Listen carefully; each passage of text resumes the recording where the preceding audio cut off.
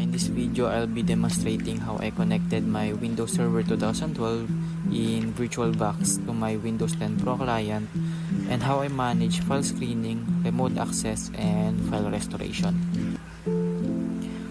First, I perform a ping test between the server and client to confirm that both devices are connected and communicating within the same network.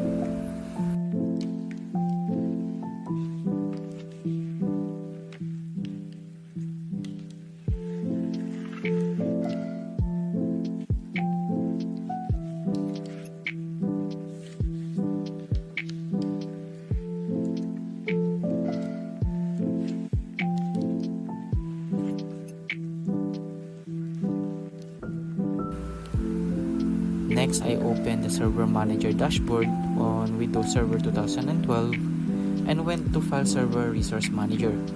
So here, I check the file screening management where I have two file screens set up to control the types of files that can be saved.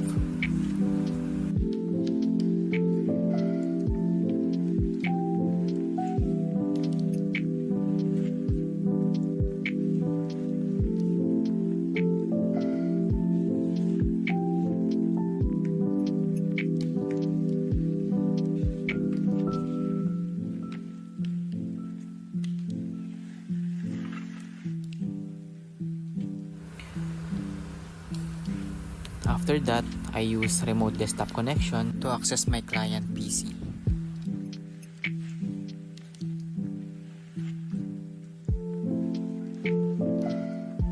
I log in as administrator, entered my credential,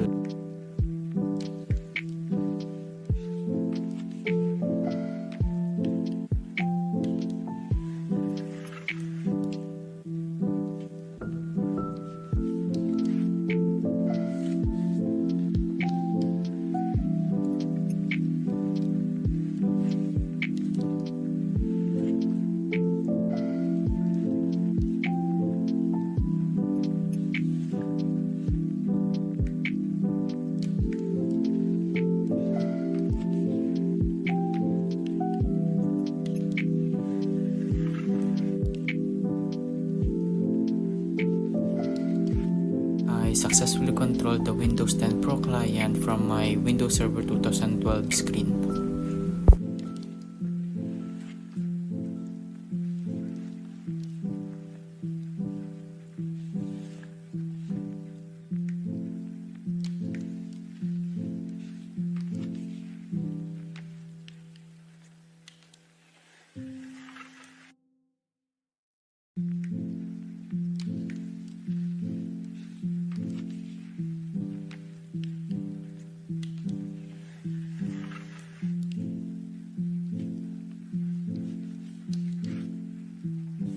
Then I log in again using the domain to access the server remotely.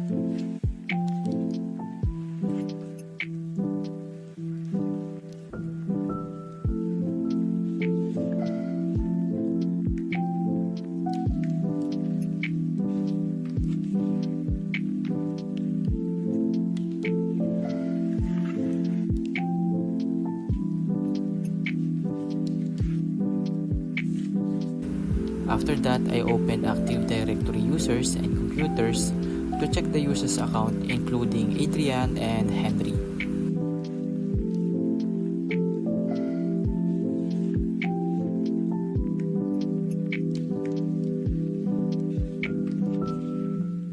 After that, I created a folder in Drive C,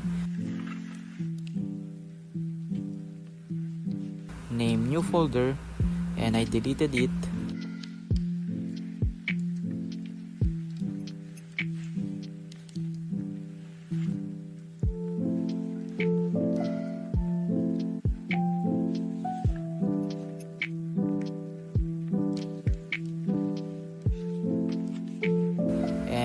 I used the backup and restore feature to recover it from drive D.